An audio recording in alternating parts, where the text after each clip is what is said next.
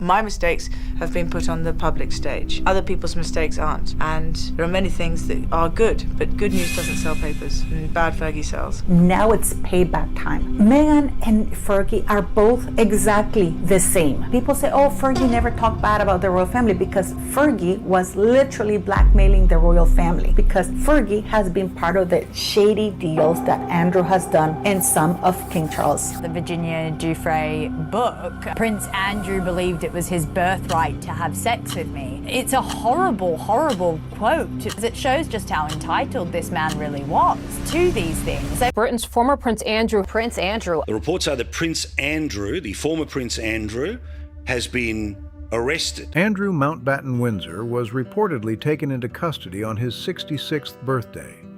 Police vehicles were seen near Sandringham. Reports claimed searches were carried out at Royal Lodge. Then came the statement that shook everything. The king did not refer to him as my brother. He called him Andrew Mountbatten Windsor, just the full name. Cold, formal, distant. Every major outlet jumped on the headlines.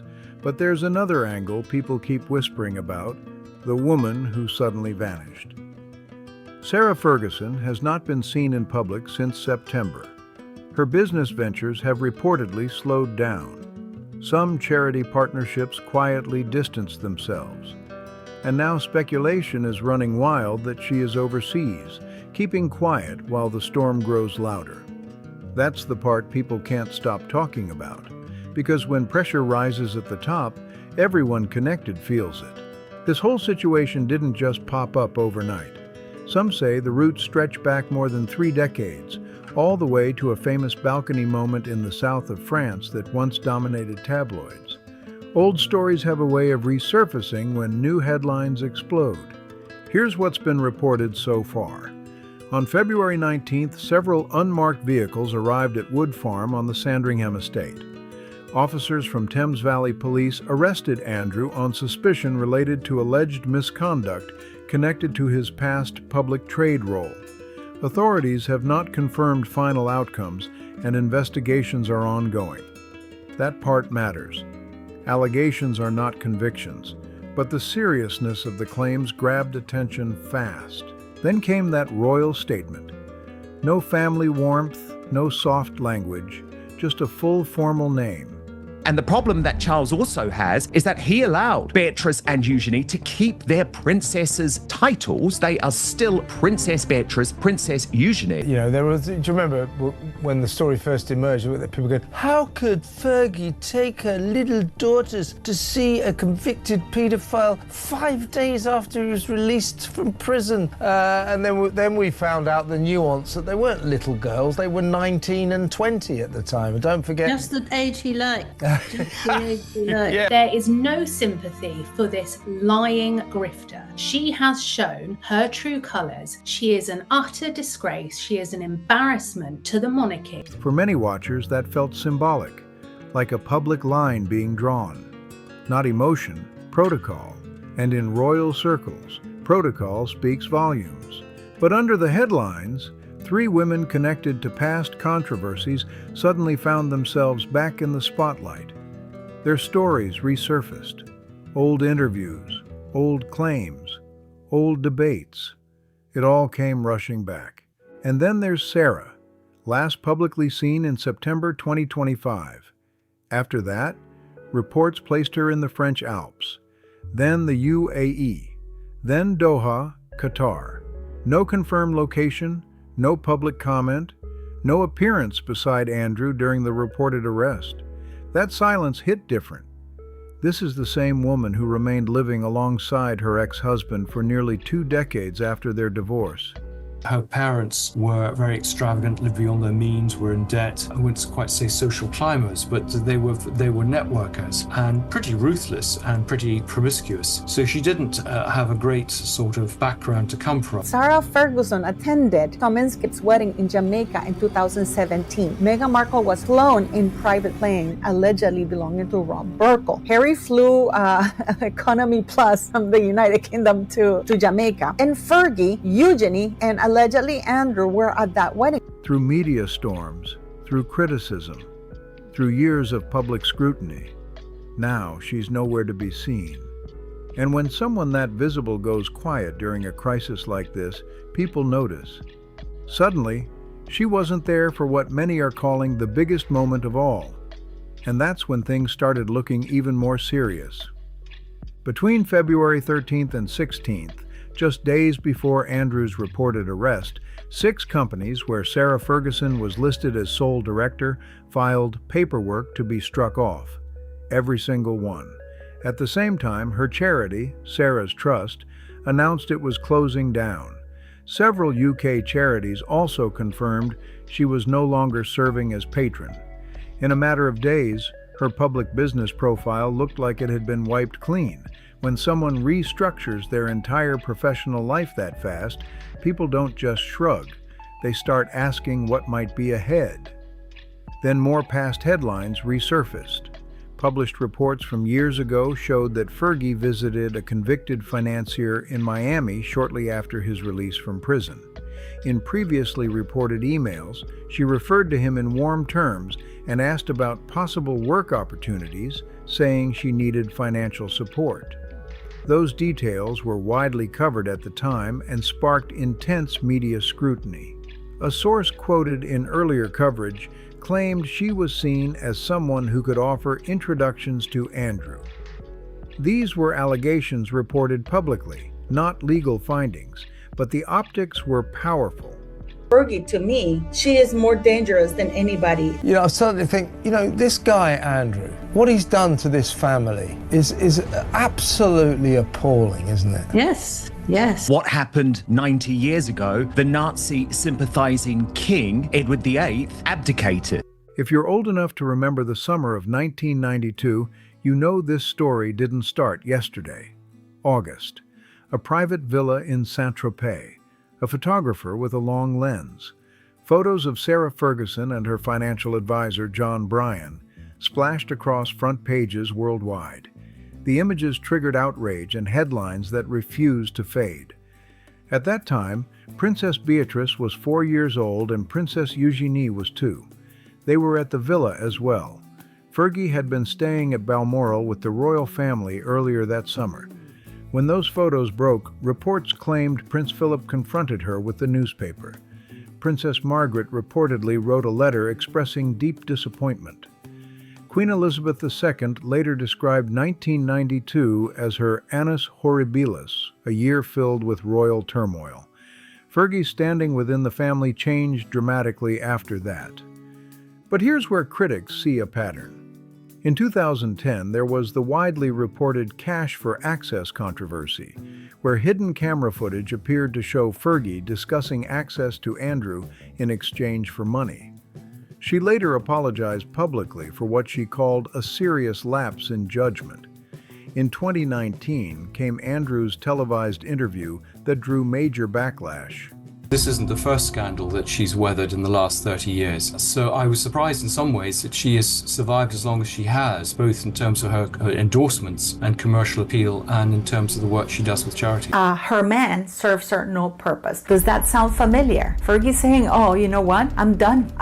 Why? Because now she no longer has the use of the title. The more you know Sarah Ferguson, the more you realize actually what a villain she is. What Fergie's going to do is just gonna blow his father, Camilla, Catherine, and William, because she blames Prince William and Princess Catherine for her misfortunes. She doesn't blame herself, or she doesn't take any accountability for the fact that it is her behavior that got her ousted. In 2022, there was a confidential legal settlement related to civil allegations, with no admission of liability. And now, in 2026, this latest reported arrest. 34 years of headlines, same family, different chapters.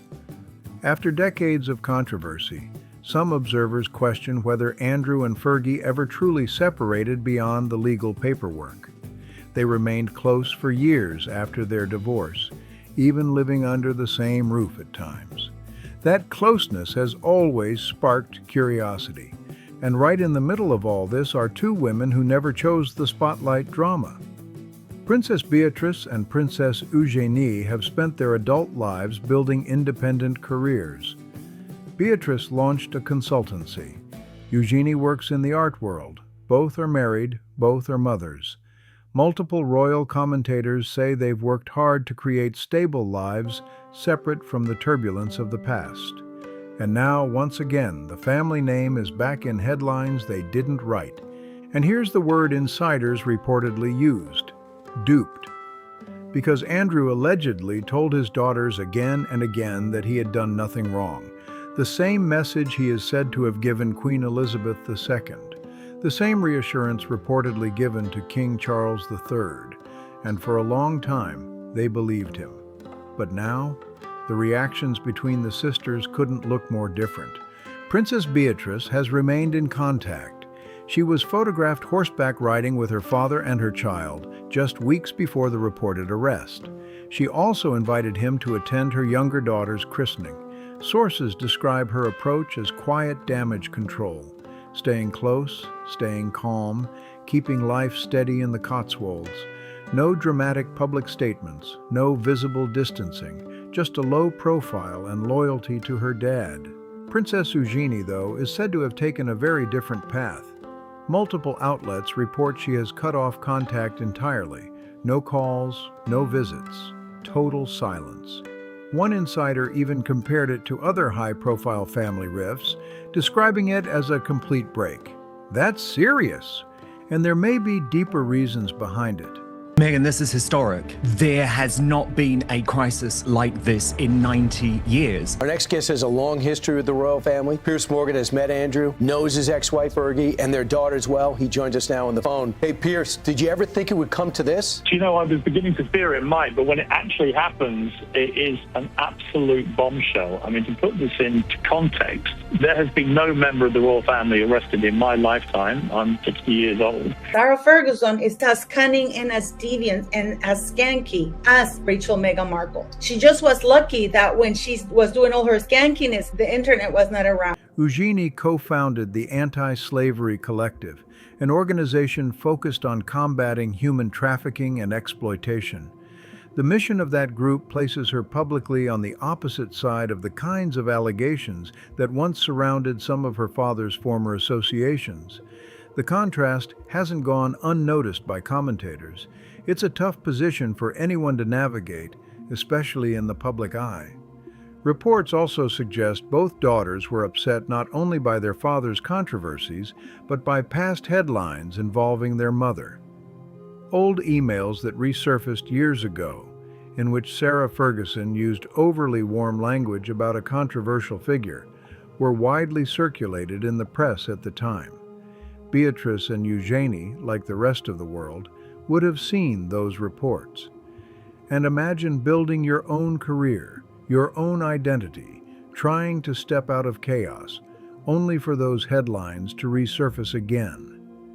Over the years, Fergie has often spoken publicly about feeling isolated or misunderstood. She has described herself as someone who struggled under royal pressure. But critics argue that certain controversies, the Saint-Tropez photos, the 2010 Cash for Access incident, public financial appeals, were decisions she made herself. Well, we were on holiday. I had tried to make sure that the place that we chose was very discreet. It was in 7 acres of property in the south of France, and we were playing games, and one of the games wound up being sort of Cinderella, and Cinderella with the shoes and the toes and everything else that took place was just a fun child's game. Of course, it was a holiday for Beatrice and Eugenie, basically. We were sitting by the pool, and Beatrice and Eugenie are learning how to swim. They were 4 and 2 years old, so... The royal family need to distance themselves from this man, don't they? Yes, absolutely. I mean, it does seem that he doesn't care two hoots about the country, about the royal family, about what they're doing, and about him being a part of this. And it's not necessarily because he hasn't got a job now, because that's his fault, but actually to make people feel that how you're behaving is absolutely disgusting makes a big difference. At some point, observers say the narrative shifts. It stops being about circumstances happening to someone and starts being about personal accountability. Now the spotlight is back, and this time it's not just tabloid gossip. It's family, its legacy, and its two daughters navigating loyalty, reputation, and their own futures under the harshest glare imaginable. And now, critics are saying the fallout from past decisions isn't just personal anymore. It's hitting the next generation. That's where this story gets even more layered.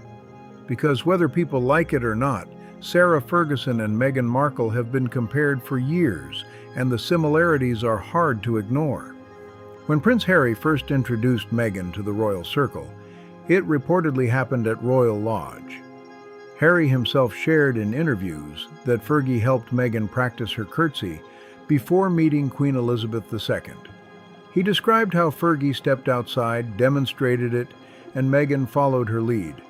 Think about that for a second. Meghan's first lesson in royal protocol reportedly came from the very woman the institution had distanced itself from for decades. Your credibility is forever smashed. Actually, it seems that Sarah has been appalling as well. Now, I didn't know that, so he was actually keeping her, which is why she secretly sent letters saying, you know, you're so wonderful, please marry me. I mean, it's just shocking what behavior. Both women married the spare, the second sons. Both were labeled outsiders by sections of the press. Both openly struggled with royal life. Both eventually stepped back, and both moved into media ventures afterward: books, interviews, documentaries, brand partnerships. One royal commentator even said last year that Meghan's post-royal strategy closely mirrored Fergie's earlier path. That comparison sparked plenty of debate. Back in 2019, Fergie publicly expressed empathy for Meghan, saying she understood the pressure and media scrutiny. But by 2023, interviews suggested distance, with comments implying they barely knew each other. That shift raised eyebrows. Relationships inside royal circles can change fast, and public messaging often follows. Then there are the tabloid narratives that seem to trail both women. Fergie's 1992 Saint-Tropez scandal is well documented in British media history. As for Meghan, online rumors have circulated for years about her pre-royal social life at luxury events. It's important to say clearly, those rumors remain unverified and unproven. There is no confirmed evidence supporting them. But in the public imagination, parallels get drawn, whether they're fair or not. And once comparisons take hold, they spread quickly. Even family ties appear to have shifted. Princess Eugenie was once described as one of Harry's closest royal relatives. She reportedly met Meghan early on. The couples were said to have socialized together in Toronto. Eugenie even appeared briefly in the Sussexes' Netflix docuseries, but more recent reports claim the York sisters are firmly aligned with the working royal family and have had little recent contact with Harry and Meghan. If true, that's a major change in dynamic. And here's the part some commentators find striking. Meghan has spoken openly in the past about not feeling protected by the institution. Yet regarding Andrew's recent legal situation, she has remained silent publicly. No statements, no commentary, just quiet. Some expected a reaction. Instead, there's restraint. In royal circles, silence can mean many things: strategy, caution, distance, or simply a choice not to engage. But when headlines this big explode and familiar names are connected in history, every quiet move gets noticed. Because silence, especially when the spotlight is fixed on someone else's scandal, can be a strategy all by itself. Let the heat move in another direction. Let the headlines shift. Let the noise settle somewhere else while your own fades into the background. People notice that kind of timing. Royal biographer Tom Bower, who has written critically about both the Sussexes and senior royals, has publicly described Andrew as deeply dishonest and argued he should step away from public life permanently. Strong words. Andrew Loney, another author who pursued legal battles to access Andrew's trade envoy records, has also been sharply critical, describing him as self-absorbed and unwilling to accept responsibility. These are opinions, not court findings, but they add serious weight to the public debate. Loney has claimed that even Prince William and Catherine, Princess of Wales, were skeptical of Andrew years ago, suggesting he was not taken seriously within certain family circles. Paul Burrell, who once worked as Princess Diana's butler, has called Andrew entitled in past interviews and warned that more turbulence could follow. We really never thought we'd see anything like this. There are currently 2 teams of police on the King's estate, searching the King's property. I made thunderous mistakes. So yes, I've got better judgment at 51 now because of my appallingly bad judgment. Many people in this world are lost. It's excruciating to live with past mistakes. It is so difficult. I always would like to change so many things in my past, but I can't. I've got to move forward, and it's very difficult to go back over them. Royal historian Ed Owens went even further, reportedly describing the current turmoil as one of the monarchy's most serious crises in modern times, drawing comparisons to the abdication crisis of 1936. When historians start using language like that, people pay attention. And now comes the uncomfortable question some commentators are whispering. If Sarah Ferguson has stepped back from her businesses, lost patronages, and no longer holds an official royal role, what leverage does she still carry? Because influence in royal circles isn't always about titles. Sometimes it's about knowledge.